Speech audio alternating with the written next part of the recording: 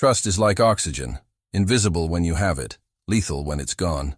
One lie can end a legacy. This story is about how a sick little girl's truth saved a company drowning in betrayal. Where are you listening from today? Stay with me. Enjoy the story. The mahogany conference table gleamed under the fluorescent lights of the 32nd floor, reflecting the nervous energy that filled Meridian Corporation's main boardroom. Outside the floor-to-ceiling windows, the city sprawled endlessly, its evening lights beginning to twinkle like distant stars. But inside this glass tower, Jackson McDowland, the 52-year-old CEO of Meridian Corporation, felt the weight of a decision that could either save his company or destroy everything he'd built over the past 15 years. Mr. McDowland, are you certain about this partnership? Asked Beth Schmidt, his longtime CFO, her fingers drumming anxiously against her leather portfolio. The numbers look promising, but something feels off, Jackson finished, loosening his navy tie. He'd been having the same nagging feeling for weeks. I know, Jen, but we're hemorrhaging money. The quarterly reports don't lie.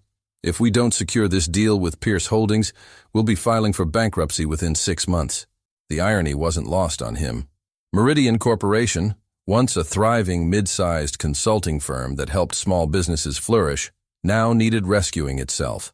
The economic downturn had hit harder than anyone anticipated, and their client base had shrunk by 60% in the past year. Jackson had already laid off 40 employees, people he'd known for years, some with families, mortgages, dreams that were now shattered because of his failure to see the warning signs. "Sir, Mr. Pierce has arrived," announced Rita, his executive assistant, through the intercom. Even through the crackling speaker, Jackson could hear the tension in her voice. Everyone knew what was at stake tonight. Jackson straightened his shoulders, forcing confidence into his posture. Mitchell Pierce, the 48-year-old founder of Pierce Holdings, was known throughout the business world as a shrewd investor who could smell desperation from miles away. But he was also their last hope. His investment firm specialized in acquiring struggling companies, and while his reputation for ruthless business practices preceded him, he offered something Jackson desperately needed: $50 million immediate capital and a 5-year restructuring plan that could save jobs. "Send him in," Jackson replied, his voice steadier than he felt. The door opened, and Mitchell Pierce entered with the confidence of a man who owned every room he walked into. Tall and impeccably dressed in a charcoal gray suit that probably cost more than most people's monthly salary, he moved with calculated precision. His steel gray eyes swept the room, taking in every detail, every person, every potential advantage. "Jackson," he said, extending a firm handshake, "I hope you're ready to make history tonight." Behind him followed 2 associates, a sharp-eyed woman in her 30s carrying a briefcase, and a younger man with horn-rimmed glasses who looked like he'd rather be anywhere else. They settled into their seats with practiced efficiency, transforming the familiar boardroom into something that felt more like a courtroom. "Mitchell, thank you for coming," Jackson replied, gesturing to the prepared presentation materials. "I think you'll find our proposals quite compelling." But before he could continue, the sound of hurried footsteps echoed from the hallway. Then, to everyone's shock, the boardroom door burst open. "Don't trust him."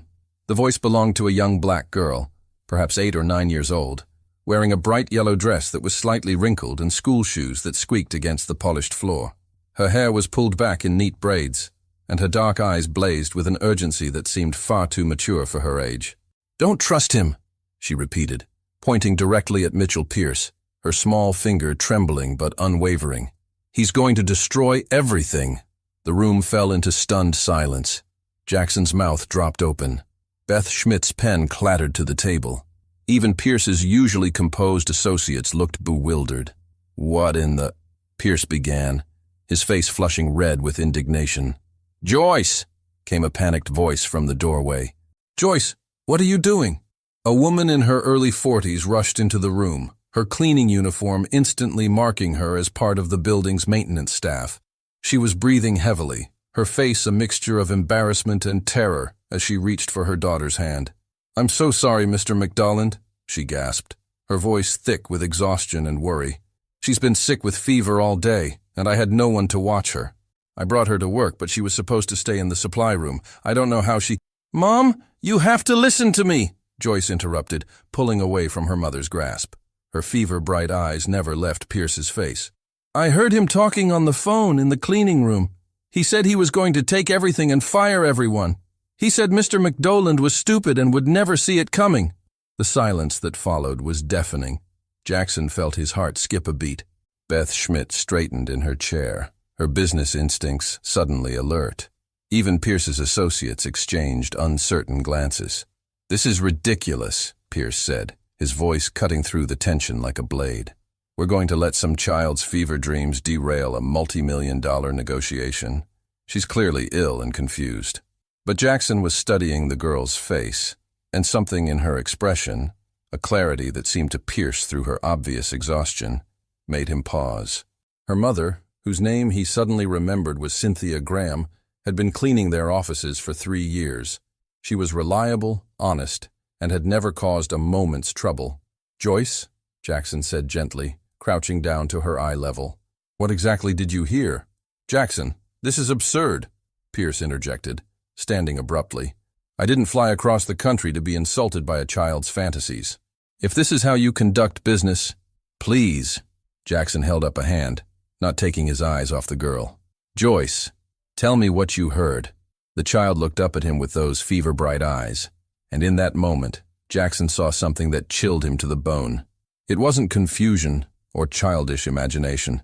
It was the cold, hard certainty of someone who had heard something terrible and felt compelled to act. "He was talking to someone named Victor," Joyce said, her voice growing stronger.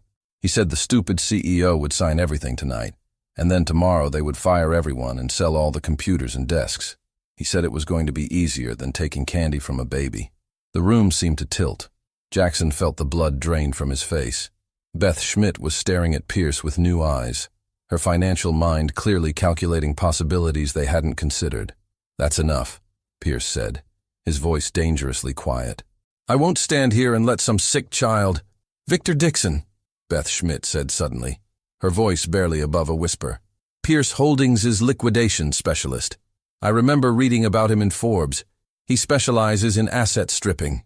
The words hung in the air like a death sentence. Jackson felt the walls of the boardroom closing in around him. Everything he'd built, everyone he'd tried to save, every hope he'd pinned on this deal, it was all crumbling around him. But as he looked at this brave little girl who had risked everything to warn him, Jackson realized that sometimes salvation comes from the most unexpected places. The question was, what was he going to do about it? Outside, the city lights continued to twinkle, indifferent to the drama unfolding on the 32nd floor.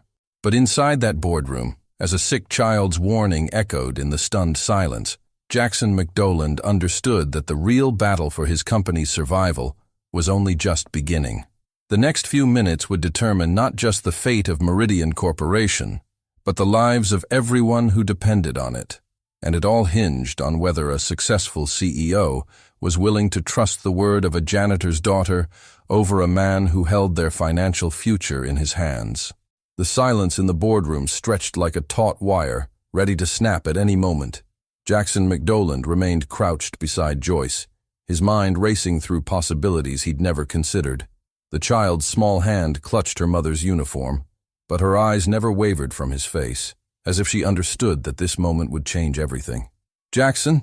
Pierce's voice cut through the tension, carefully controlled but with an edge that hadn't been there before. "Surely you're not going to let this interruption derail months of careful negotiation." The child is clearly feverish and confused, but Jackson was studying Pierce's face now, seeing things he'd missed before, the slight tightening around his eyes, the way his left hand had unconsciously moved to his phone, as if he needed to contact someone urgently, the almost imperceptible shift in his posture that spoke of a man suddenly off balance. "Cynthia," Jackson said quietly, still looking at Joyce, "where exactly was your daughter when she heard this conversation?"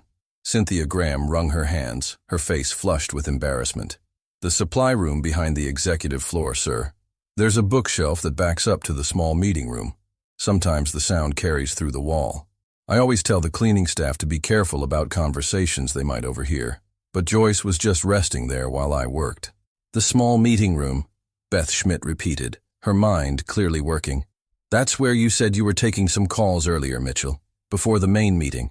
Jackson watched as something flickered across Pierce's face, so brief he might have imagined it.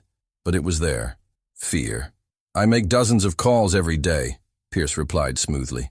"I hardly remember every conversation, and I certainly wouldn't discuss confidential business matters where anyone could overhear." "But you did," Joyce said, her voice stronger now despite her fever. "You were laughing about it. You said Mr. McDoland was so desperate he'd sign anything, and that Victor was already preparing the liquidation paperwork." The words hit the room like a physical blow. Jackson felt his chest tighten. Beth Schmidt's face had gone pale. Even Pierce's associates were looking at their boss with new uncertainty.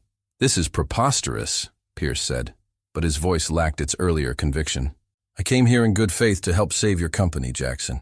If you're going to let some child's fever dreams—" "Show me the real contract," Jackson interrupted, standing slowly. His voice was quiet, but something in his tone made everyone freeze. "What?" "The real contract, Mitchell. Not the one you've been showing us. The one Victor Dixon prepared." For a moment, Pierce's composure slipped entirely. His face went through a series of micro-expressions, surprise, anger, calculation, before settling back into its practiced mask.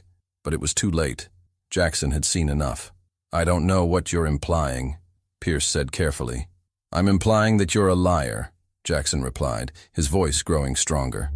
"And that this brave little girl just saved my company from making the biggest mistake of its existence." The room erupted. Pierce's associates looked shocked. The woman with the briefcase, who Jackson now realized had been unusually quiet throughout the meeting, was staring at her boss with something approaching disgust. The young man with horn-rimmed glasses was already reaching for his phone. "You can't be serious," Pierce said, but his voice had lost all its authority. "You're going to destroy your company over the ramblings of a sick child?" "No," Jackson said, moving to stand beside Cynthia and Joyce. "I'm going to save it." Cynthia was trembling now. Whether from fear or relief, Jackson couldn't tell. Her hand rested protectively on her daughter's shoulder, and for the first time since the chaos began, she spoke directly to him. "Mr. McDoland, I'm so sorry. I know she shouldn't have been here, and I know this isn't how business is conducted. But Joyce has always been observant. Even when she was little, she could sense things about people. And when she heard that man talking," Cynthia's voice broke slightly, "she said she had to warn you because you were always kind to us." Jackson felt something shift in his chest. In 3 years of Cynthia cleaning their offices, he'd made it a point to greet her, to ask about her daughter, to remember that she was working 2 jobs to support them both after her husband died in a construction accident. It was basic human decency, nothing more. But apparently it had been enough to inspire a sick child to risk everything to save his company. "Beth," Jackson said, not taking his eyes off Pierce, "call Gordon Meyer." Beth Schmidt's eyebrows rose. Gordon Meyer was the best corporate lawyer in the city, known for his ability to smell fraud from miles away. "At this hour, he'll take my call. Tell him I need him here immediately. Tell him it's about asset stripping." The effect on Pierce was immediate. His face went ashen, and for the first time since entering the room, he looked genuinely afraid. "Now wait just a minute," he said, his voice rising. "You can't just—" "I can do whatever I want in my own boardroom," Jackson replied. "In fact, I think it's time we had a closer look at your company's recent acquisitions, Mitchell, starting with Hammond Industries." The mention of Hammond Industries, a small manufacturing company that had mysteriously collapsed 6 months after being saved by Pierce Holdings, seemed to drain the last of Pierce's confidence. His associate with the briefcase was now actively distancing herself, moving her chair away from the table. "Jackson," Pierce said, his voice taking on a pleading tone that sounded foreign coming from him, "let's not let emotions cloud our judgment here. Your company is in serious trouble. Without our investment, without your investment, we'll find another way." Jackson interrupted. "We always do." But even as he said it, Jackson felt the weight of uncertainty. Pierce was right about one thing. Meridian Corporation was in desperate straits. Turning down this deal meant they were back to square one, with no clear path forward and dwindling resources. The brave front he was putting up felt hollow when he considered the 40 employees he'd already laid off and the dozens more whose jobs hung in the balance. "Mr. McDoland," came a small voice from beside him. Joyce was tugging on his sleeve, her fever-bright eyes looking up at him with an intensity that was both heartbreaking and inspiring. "My mom always says that when something seems too good to be true, it usually is. But she also says that good things come to people who do the right thing. even when it's scary. Out of the mouths of babes, Jackson thought. This 9-year-old girl had more wisdom than most of the business advisors he'd consulted over the past year. "You know what, Joyce?" Jackson said, crouching down to her level again. "Your mom is absolutely right." The sound of hurried footsteps in the hallway announced the arrival of Gordon Meyer, who burst through the boardroom doors still wearing his jogging clothes but carrying his ever-present briefcase. At 63, he was still one of the sharpest legal minds in the city, and his eyes immediately took in the unusual scene before him. "Jackson, what's the emergency?" he asked, then noticed Pierce. "Mitchell, I didn't expect to see you here." "Gordon," Jackson said, "I need you to examine every document Mitchell has brought tonight. I have reason to believe we're looking at a sophisticated asset stripping operation disguised as a rescue package." Gordon's expression sharpened immediately. He'd made his career exposing exactly these kinds of schemes. "What kind of reason?" Jackson glanced down at Joyce, who was still holding onto his sleeve. "The most honest kind." For the next hour, Gordon Meyer worked with the precision of a surgeon, dissecting every document, every clause, every seemingly innocent provision in Pierce's proposed deal. What he found was a masterpiece of legal deception, a contract that would have given Pierce Holdings complete control over Meridian Corporation's assets within 60 days, with provisions that would have made it nearly impossible for Jackson to retain any control over his own company. "This is brilliant," Gordon said with the grudging admiration of one professional acknowledging another's skill. "Absolutely brilliant and completely legal. Until the moment you signed it, you would have believed you were entering into a partnership. Afterward, you would have discovered you'd essentially sold your company for pennies on the dollar." Pierce, who had been growing increasingly agitated as the examination continued, finally stood up. "I don't have to listen to this. You want to destroy your company based on the fantasies of a sick child? Fine. But don't come crying to me when you're filing for bankruptcy next month." "We won't," Jackson said quietly. "But Mitchell, you might want to worry about your own legal situation." "Gordon, how many laws did they break here?" Gordon Meyer's smile was sharp as a blade. "Oh, several. Wire fraud, securities fraud, conspiracy to commit fraud. The FBI's white-collar crime division would be very interested in this little operation." As Pierce and his associates hurried from the room, Jackson felt a strange mixture of relief and terror. He'd just saved his company from destruction, but he'd also thrown away their only lifeline. The question now was, what came next? But as he looked at Joyce, who was finally starting to show the exhaustion that came with her fever, and at Cynthia, whose eyes shone with tears of gratitude, Jackson realized that sometimes the most important victories weren't about money or business deals. Sometimes they were about choosing to trust in human decency over corporate greed. The only question was, would that trust be enough to save them all? The fluorescent lights of the boardroom seemed harsher now, casting long shadows across the mahogany table, where the remnants of Pierce's fraudulent documents lay scattered like the debris of a storm. Jackson McDoland sat alone at the head of the table, his tie loosened and his shirt sleeves rolled up, staring at the financial reports that told the same grim story they'd been telling for months. It had been 3 hours since Pierce's dramatic exit, and the adrenaline that had carried Jackson through the confrontation was beginning to fade, leaving behind the cold reality of his situation. He'd saved his company from a con man, but he'd also eliminated their only apparent source of salvation.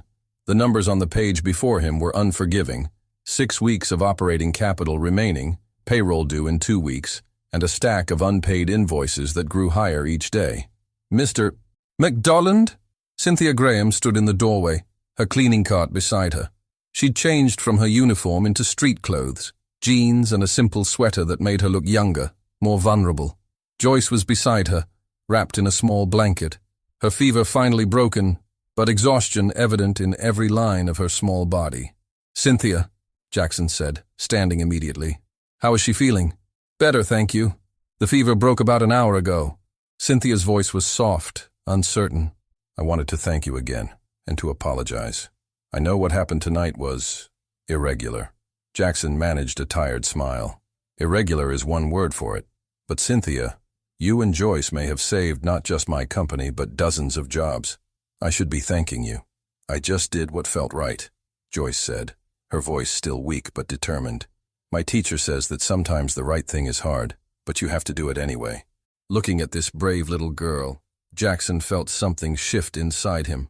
For months, he'd been so focused on the financial crisis that he'd forgotten why he'd started Meridian Corporation in the first place. It wasn't just about profit margins and quarterly reports.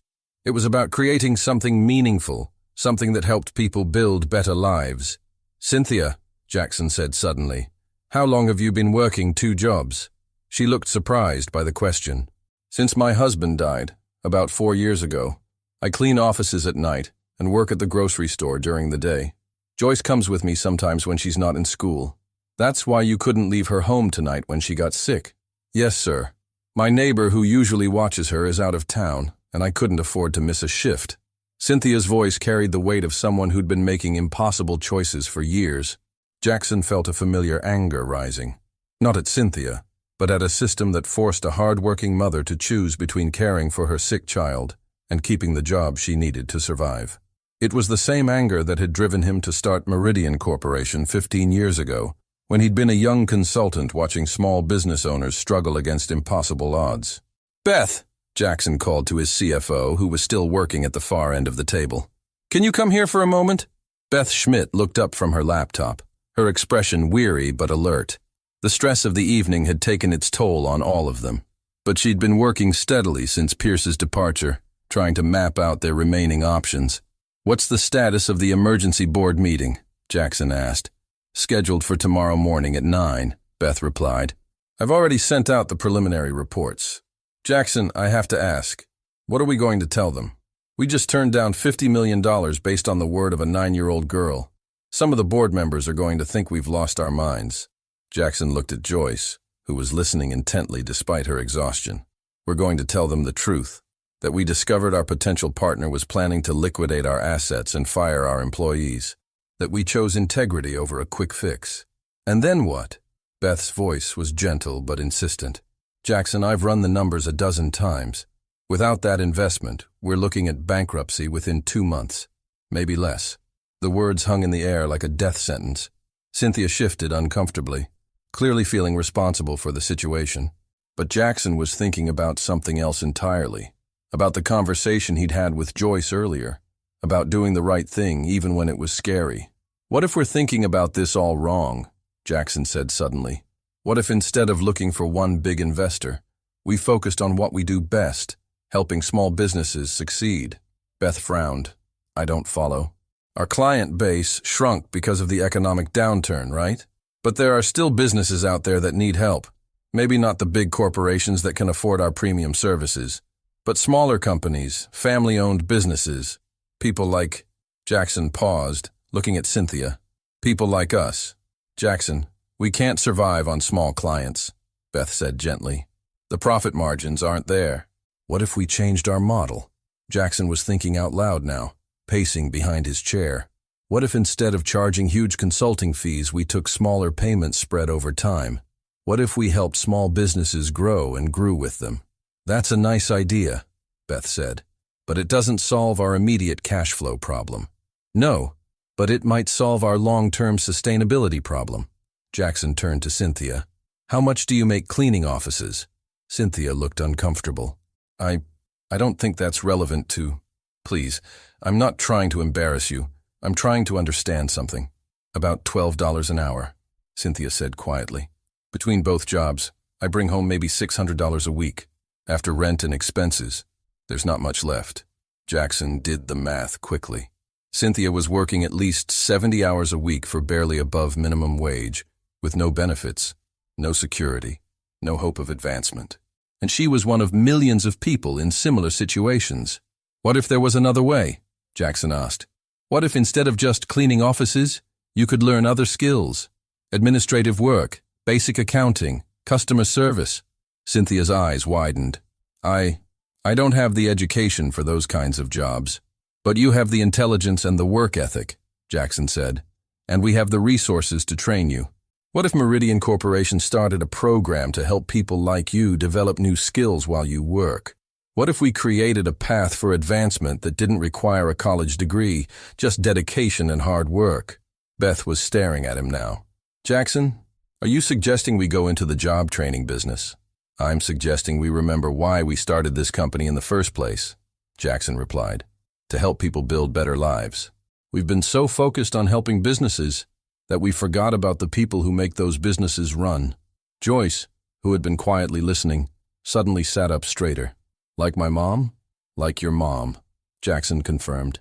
And like dozens of other people who work in this building who have skills and dreams but no opportunity to use them. This is crazy, Beth said, but there was something in her voice that suggested she was beginning to see the possibility. We don't have the capital to start a training program. We barely have enough to keep the lights on. What if we started small? Jackson asked. What if we began with the people who already work for us? The cleaning staff, the security guards, the maintenance crew. What if we offered them training in exchange for a commitment to work with us as we grow? Cynthia's hand went to her throat. You would do that? You would teach people like me? Cynthia, tonight your daughter saved my company. She showed more courage and integrity than most of the business people I've worked with in my entire career. If she learned those values from you, then I think we'd be lucky to have you on our team. For the first time since the crisis began, Jackson felt something he hadn't experienced in months. Hope. Not the desperate hope that had driven him to consider Pierce's deal, but something deeper and more sustainable. The hope that came from remembering who he was and what he stood for. There's something else, Jackson said, his mind racing ahead.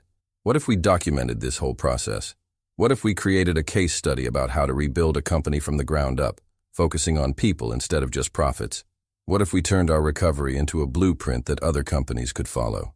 Beth was furling her brow, but her expression was thoughtful. That could actually work. If we could get some media attention, show that we're trying something innovative. Investors love a good comeback story, Jackson said, especially one that involves social responsibility and community development. But what about the immediate financial crisis? Beth asked. This is all great long-term thinking, but we still need to make payroll in 2 weeks. Jackson looked at the stack of unpaid invoices on the table, then at Cynthia and Joyce, then back at Beth. Then we'd better get to work. The board meeting is in 12 hours, and we need to present them with a plan that's so compelling, so innovative, that they'll be willing to take a chance on us. As Cynthia and Joyce prepared to leave, the little girl turned back to Jackson. Mr. McDowland, my mom always says that when one door closes, another one opens. But sometimes you have to build the door yourself. Jackson stared at her in amazement. This child, who had started the evening as a fever-sick girl hiding behind a bookshelf, had somehow become the voice of wisdom that would guide them through their darkest hour. But as he watched them walk toward the elevator, Jackson couldn't shake the feeling that their troubles were far from over. Pierce had left angry and humiliated, and men like him didn't disappear quietly into the night. The morning sun streamed through the boardroom windows, casting long shadows across the same mahogany table, where Jackson McDowland's world had nearly collapsed 12 hours earlier. Now, at 8:47 a.m., 13 minutes before the emergency board meeting, he sat reviewing his presentation one final time, his hands steady, despite the magnitude of what he was about to propose.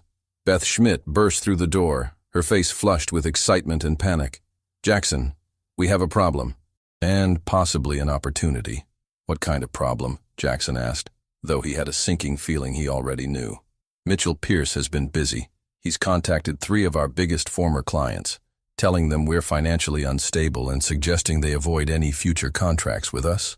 He's also somehow leaked news of our financial troubles to the business press. Jackson felt his stomach drop. How bad is it? Beth placed a tablet on the table, showing a headline from the city's major business publication. Meridian Corporation CEO rejects Lifeline investment.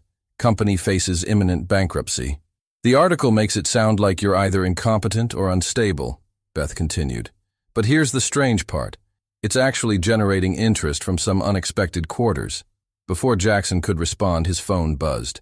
Rita's voice came through the intercom. Mr. McDowland, there's a reporter here from Channel 7 News. She says she wants to interview you about your innovative approach to corporate responsibility. Jackson looked at Beth in confusion. Innovative approach? That's the opportunity part, Beth said, her voice quickening with excitement. Someone leaked the real story about what happened last night, about Joyce's warning, about Pierce's fraud scheme, about your new vision for the company. The reporter wants to do a piece on how a janitor's daughter saved a company from a con man. Who could have leaked that? Jackson asked. But even as he said it, He suspected he knew the answer. Gordon Meyer, Beth confirmed. He's been fielding calls all morning from reporters, other lawyers, and apparently some very interested investors who specialize in socially responsible businesses. Jackson's mind raced. This could be exactly what they needed. Positive publicity that would attract the right kind of investors. People who understood that sustainable business wasn't just about profit margins, but about building something meaningful. "Sir?" Rita's voice came through again. "The board members are arriving, and there's someone here to see you.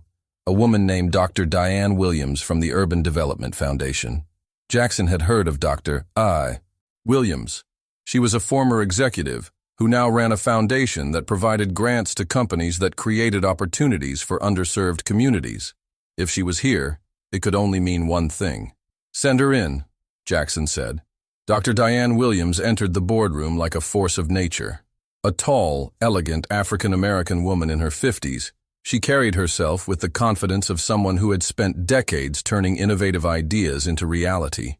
Her warm smile and direct gaze immediately put Jackson at ease. "Mr. McDoland," she said, extending her hand. "I've been following your story since about 6 this morning. I have to say, what you're proposing is exactly the kind of thinking we need more of in the business world." "You know about our proposal?" Jackson asked, surprised. "Gordon Meyer is an old friend, and he's been very complimentary about your approach. A company that focuses on developing human potential while rebuilding itself from the ground up. That's revolutionary in today's corporate environment." Beth leaned forward. "Dr. Williams, we're honored by your interest, but I should be transparent. We're in serious financial trouble. We have maybe 6 weeks of operating capital left, which is exactly why your approach is so compelling," Dr. Williams replied. "You're not just looking for a bailout. You're trying to create a sustainable model that benefits everyone. Employees, community, shareholders. That's the kind of innovation that changes industries." Jackson felt a flutter of hope. "What exactly are you proposing?" "The Urban Development Foundation has a special program for companies that demonstrate genuine commitment to community development. We can provide bridge funding, not a loan, but a grant, to help you implement your training program while you stabilize your finances." "How much?" Beth asked, her CFO instincts kicking in. $2 million dispersed over 18 months with the possibility of additional funding based on measurable outcomes. Jackson felt his heart skip. $2 million wouldn't solve all their problems, but it would give them the breathing room they needed to implement their new vision and attract additional investors. "There's one condition," Dr. Williams continued. "You have to prove that your commitment to this vision is genuine. We want to see concrete results within 90 days. Real people in real training programs, measurable improvements in their lives, and a clear path to sustainability." 90 days, Jackson repeated. It was ambitious, but it was also exactly the kind of challenge that excited him. "Sir?" Rita's voice interrupted again. "The board is getting restless. They're asking when you want to start the meeting." Jackson looked at Dr. Williams. "Would you be willing to present your proposal to our board? I think it would carry more weight coming from you." "I'd be happy to," she replied. "But first, I'd like to meet the young lady who started all this. I understand she's quite remarkable." As if on cue, Cynthia Graham appeared in the doorway, looking nervous but determined. She'd clearly dressed carefully for the occasion, a simple but professional outfit that Jackson suspected was her best. Beside her, Joyce looked much better than she had the night before, her fever completely gone, and her eyes bright with curiosity. "Mrs. Graham," Dr. Williams said warmly, "and you must be Joyce. I've heard so much about you." Joyce looked up at the impressive woman with interest. "Are you here to help Mr. McDoland?" "I'm here to help everyone," Dr. Williams replied, "including you and your mother. Mr. McDoland tells me you're both going to be part of his new program." Cynthia's eyes widened. "I still can't believe this is really happening. Yesterday I was just trying to keep my job and take care of my daughter. Today you're part of something bigger," Jackson said. "Cynthia, I want you to know that your position here is secure, regardless of what happens with the board. You and Joyce saved this company, and we don't forget that kind of loyalty. More than that," Dr. Williams added, "you're going to be our test case. The foundation wants to document your journey from cleaning staff to, well, whatever you want to become. Your story could inspire thousands of other people." Cynthia's hand went to her throat, overwhelmed by the possibility. I don't know what to say. Say you'll work hard and help us prove that this vision can work, Jackson replied. Mr. McDoland? Rita's voice was more insistent now. The board is really getting impatient. Jackson took a deep breath. All right, let's go change the world. The boardroom filled quickly. 12 board members, ranging from longtime supporters to skeptical investors, took their seats around the table. Jackson could see the concern in their faces. They'd all read the morning headlines, and they knew the company was in crisis. Ladies and gentlemen, Jackson began, I know you're all concerned about our financial situation and the events of last night. I'm here to tell you that while we face serious challenges, we also have an unprecedented opportunity to transform not just our company, but our entire industry. He told them the story of Joyce's warning, of Pierce's fraud, of the choice between a quick fix and sustainable growth. He outlined his vision for a company that developed human potential while delivering exceptional business results. This is all very inspiring, said Barry Hamilton, the board's most conservative member. But we need concrete numbers. How do we know this isn't just wishful thinking? Dr. Williams stood up. Mr. Hamilton, may I address that concern? For the next 20 minutes, she presented a detailed analysis of similar programs, their success rates, and their long-term financial benefits. She showed how companies that invested in employee development consistently outperformed those that didn't, how community engagement led to customer loyalty, and how social responsibility attracted both top talent and committed investors. The foundation has already committed $2 million to support this initiative, she concluded. We believe in Mr. McDoland's vision, and we believe in the potential of people like Cynthia Graham to transform not just their own lives, but the life of this company. The room was silent for a long moment. Then Teresa Foster, the board's longest-serving member, spoke up. Jackson, in 40 years of business, I've seen a lot of companies try to reinvent themselves. Most fail because they focus on changing their products or their marketing. You're proposing something much more fundamental, changing how we think about the relationship between a company and its people. That's exactly what I'm proposing, Jackson replied. It's risky, she continued. It's unconventional. And it's probably the most important thing this company has ever attempted. One by one, the board members voiced their support. Even Barry Hamilton, after grilling Dr. Williams on the financial projections, grudgingly agreed that the plan had merit. But as the meeting concluded and the board members filed out, Jackson couldn't shake the feeling that their real challenges were just beginning. Building a new kind of company would require more than good intentions and foundation grants. It would require them to prove that their vision could work in the real world, under real pressure, with real people whose lives depended on their success. And somewhere out there, Mitchell Pierce was still making phone calls, still trying to destroy what they were trying to build. 2 months had passed since that fateful night when Joyce Graham burst into the boardroom, and the 32nd floor of Meridian Corporation buzzed with an energy that Jackson McDoland hadn't felt in years. The once sterile corporate environment had been transformed into something that felt more like a community center than a traditional office building. In what used to be the small conference room where Pierce had made his treacherous phone calls, Cynthia Graham sat at a computer workstation, her fingers flying across the keyboard as she completed her final certification exam in office administration. The same bookshelf that had allowed her daughter to overhear the conversation that saved the company now held training manuals, inspirational books, and photos of the 12 people who had joined the first cohort of the Meridian Development Program. "How are you feeling?" asked Rita Bates, the program coordinator they'd hired specifically to manage the training initiative. Rita was a former social worker who understood both the challenges and the potential of people like Cynthia. "Nervous," Cynthia admitted, glancing at the computer screen. 6 months ago, I could barely send an email. Now I'm taking an exam that could qualify me for a position with actual benefits and a salary that could change my daughter's future." "You're going to do great," Rita said warmly. "I've watched you work harder than anyone in this program. You've earned this." Through the glass wall, Cynthia could see Joyce in the newly created children's area, doing her homework under the supervision of Mrs. McDoland, Jackson's wife, who had volunteered to provide after-school care for the children of program participants. The 9-year-old had become something of a mascot for the company, and her presence reminded everyone daily of why they were doing this work. "Mrs. Graham?" Jackson appeared in the doorway, his face beaming with pride. I have some news about your exam results. Cynthia's heart raced. Already? I just submitted it 5 minutes ago. The certification board has a new automated system, Jackson explained. Cynthia, you scored 94%. That's not just passing, that's exceptional. Cynthia felt tears spring to her eyes. I can't believe it. Believe it, Jackson said, and I have something else to tell you. Remember that client presentation we discussed? Orville Manufacturing wants you to be part of their account team. They specifically requested someone who understands what it's like to work your way up from the bottom. Cynthia's hand went to her throat, a gesture that had become familiar over the past 2 months whenever she was overwhelmed by the opportunities that kept presenting themselves. They want me? Specifically? They want you, Jackson confirmed. Cynthia, you're not just an employee anymore. You're a success story.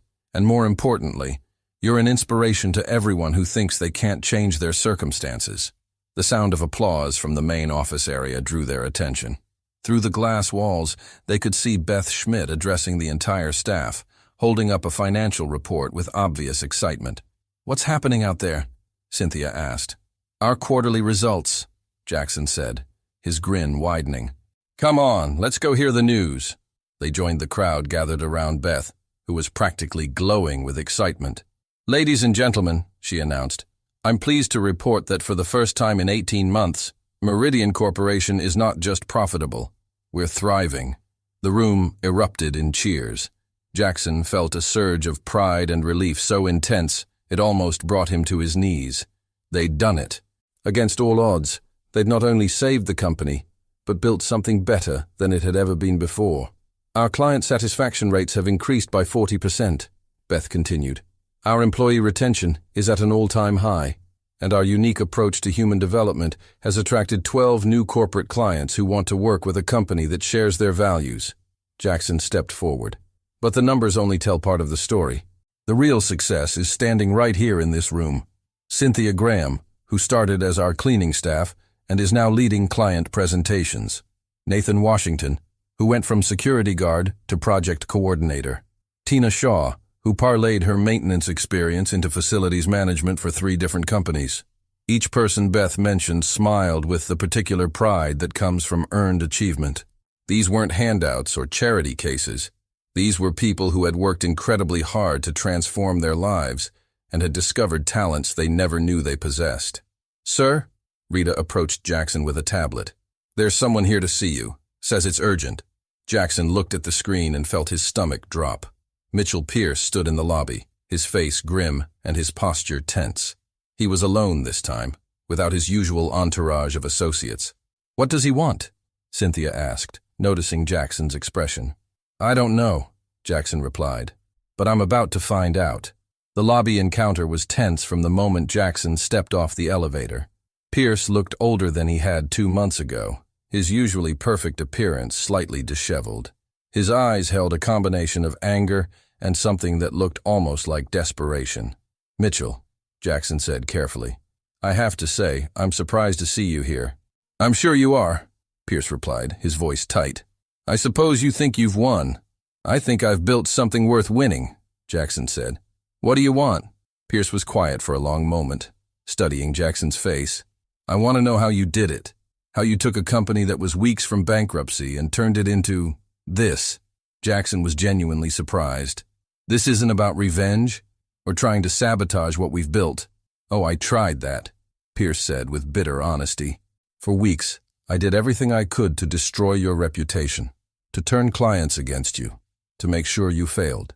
But every attack just seemed to make you stronger. Every negative story about your radical approach just brought you more supporters. So what changed? Pierce's expression shifted, and for the first time since Jackson had known him, he looked vulnerable. My daughter. She's 19, goes to college in Boston.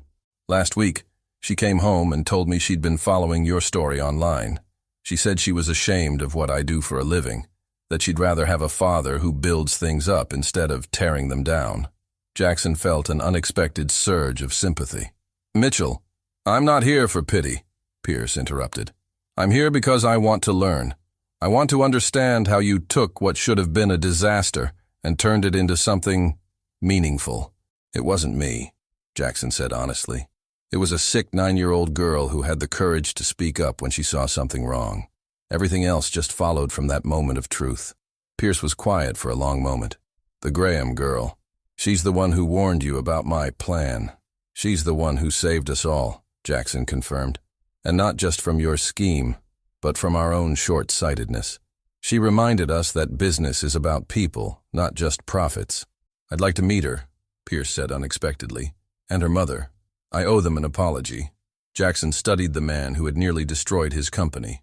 There was something different about him now, something that suggested genuine remorse rather than calculated manipulation. Why should I trust you? Jackson asked. Because I'm not asking you to trust me, Pierce replied. I'm asking you to give me a chance to prove that I can change. Just like you gave Cynthia Graham a chance to prove she could be more than a cleaning lady. The parallel was uncomfortable but undeniable. Jackson had built his new company on the principle that people deserved second chances, that everyone had untapped potential waiting to be discovered. Could he extend that same philosophy to someone who had tried to destroy him? All right, Jackson said finally, but not here.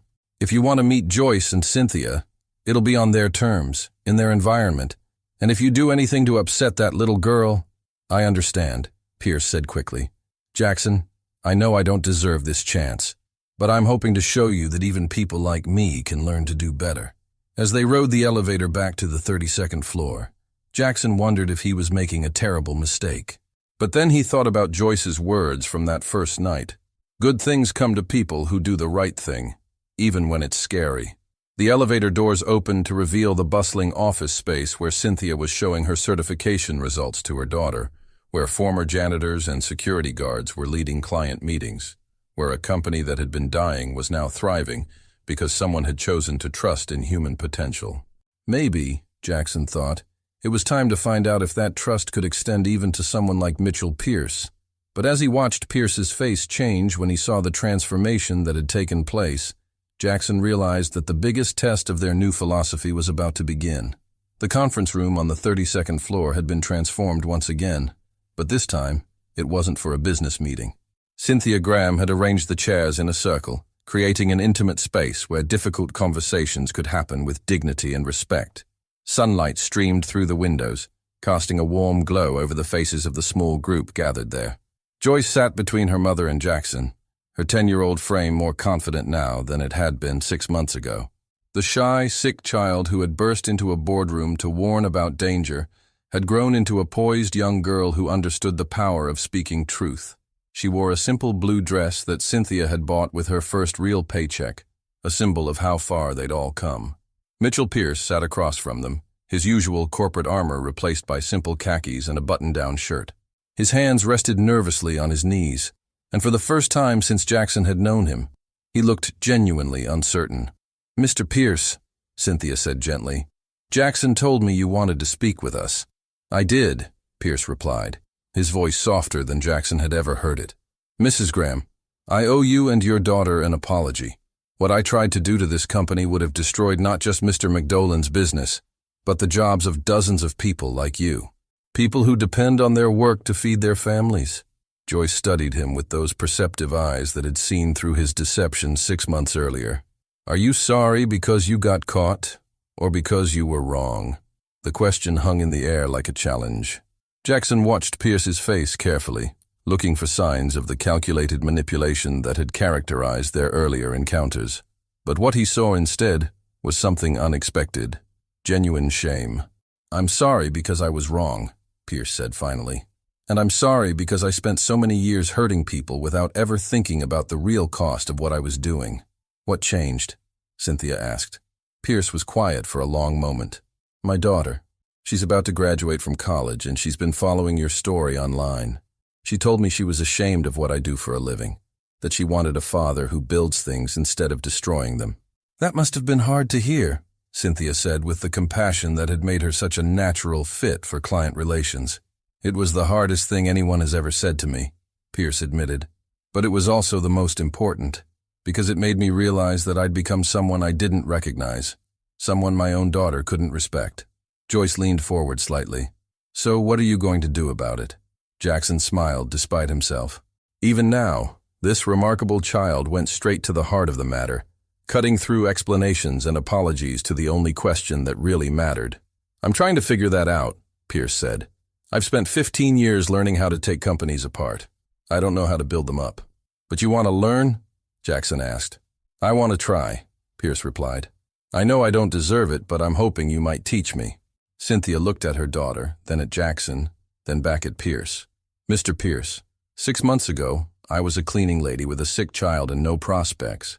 Mr. McDolan gave me a chance to become something more, not because I'd earned it, but because he believed people deserve opportunities to change their lives. I understand if you can't forgive me," Pierce said. "Forgiveness isn't about what you deserve," Cynthia replied. "It's about what kind of person I choose to be. And I choose to believe that people can change, because I've seen it happen." Joyce stood up suddenly and walked over to where Pierce sat. She studied his face for a long moment, her expression serious and thoughtful. "My mom says that sometimes people do bad things because they're scared or hurt," she said. "Were you scared when you tried to hurt Mr. McDolan's company?" Pierce's eyes filled with tears. "Yes. I was scared that if I didn't keep making money, people wouldn't respect me anymore. I was scared that if I wasn't successful, I wouldn't matter." "But you matter because you're a person," Joyce said simply. "Not because of your job or your money. My mom taught me that." "Your mom is very wise," Pierce said, his voice thick with emotion. "She is," Joyce agreed. "And she also taught me that everyone deserves a second chance, even people who make big mistakes." The room fell silent except for the soft hum of the air conditioning and the distant sounds of the city below. Jackson felt something shift in the atmosphere, a sense of completion that he hadn't expected. "Mitchell," Jackson said finally, "if you're serious about learning to build instead of destroy, I have a proposition for you." Pierce looked up hopefully. "What kind of proposition?" "We're expanding the Meridian Development Program. We want to create a model that other companies can adopt, a way to transform struggling businesses while developing human potential. But we need someone who understands how companies fail, someone who can help us identify the warning signs before it's too late." "You want me to work for you?" "I want you to work with us," Jackson corrected. "Not as an employee, but as a partner. Someone who can help us prevent other companies from making the mistakes that almost destroyed us." Beth Schmidt, who had been quietly observing from the corner, stepped forward. "We've been getting calls from businesses all over the country who want to implement similar programs. Having someone with your experience and reputation vouching for our approach would be invaluable." "My reputation?" Pierce laughed bitterly. "I'm known as a corporate shark who destroys companies for profit." "Exactly," Jackson said. "Which means that when you endorse a program designed to save companies and develop people, it carries enormous weight. Your transformation becomes part of our story."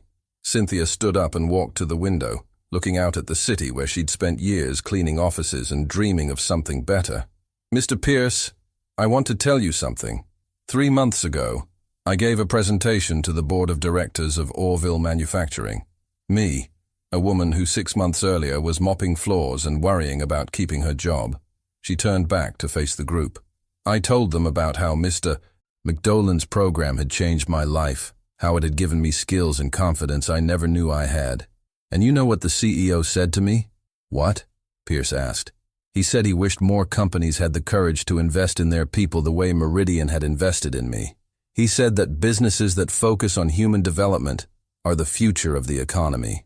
The point is," Jackson added, "your story of transformation could inspire other business leaders to reconsider their approach. Your voice could help us change how companies think about success." Pierce looked around the room, at the woman who had risen from janitor to account manager, at the child who had saved a company with her courage, at the CEO who had chosen integrity over profit. "What would I have to do?" "Be honest," Joyce said simply. "Tell people what you did wrong and what you learned. Help them understand that there's a better way." "It won't be easy," Jackson warned. "You'll have to admit your mistakes publicly. Some people will never forgive you, and you'll be starting over in many ways. But you'll also be building something meaningful," Cynthia added. "Something that helps people instead of hurting them." Pierce stood up slowly, his decision evident in his posture. "When do we start?" "How about right now?" Jackson suggested. "We have a conference call with 3 potential clients this afternoon. They're all struggling companies that are considering programs like ours. Having you explain why this approach works, from the perspective of someone who's seen businesses fail, would be incredibly powerful. "You trust me that much?" Pierce asked. "I trust you enough to give you a chance," Jackson replied. "The rest is up to you." As the group prepared to leave the conference room, Joyce tugged on Pierce's sleeve. "Mr. Pierce, can I ask you something?" "Of course." "When you see your daughter again, what are you going to tell her?" Pierce knelt down to her level, his eyes bright with possibility. "I'm going to tell her that I met a very brave little girl who taught me that it's never too late to become the person you want to be." "Good," Joyce said with satisfaction. "I think she'll like that." 6 months later, Jackson stood in the same boardroom where it had all begun, but now it was filled with business leaders from across the country who had come to learn about the Meridian model. Cynthia Graham, now the program's director of community outreach, was presenting to the group alongside Mitchell Pierce, who had become their most powerful advocate for corporate transformation. "The key to sustainable business success," Cynthia was saying, "isn't just about profit margins or market share. It's about recognizing that your greatest asset is your people and investing in their potential. Companies that focus on human development," Pierce added, "don't just survive economic downturns. They thrive through them, because they've built something stronger than quarterly earnings. They've built a community." In the back of the room, Joyce sat doing her homework, occasionally looking up to smile at the adults who had learned to build instead of destroy. She was 11 now, confident and curious, already talking about starting her own business someday. Jackson watched it all with the deep satisfaction of someone who had discovered that the most important victories aren't about defeating enemies. They're about transforming them into allies. The child who had warned him about danger had taught him something far more valuable, that trust, courage, and compassion could change not just a company, but the people within it. The circle was complete. A warning about deception had become a lesson about redemption, and a dying company had become a beacon of hope for anyone brave enough to believe that people, all people, deserve a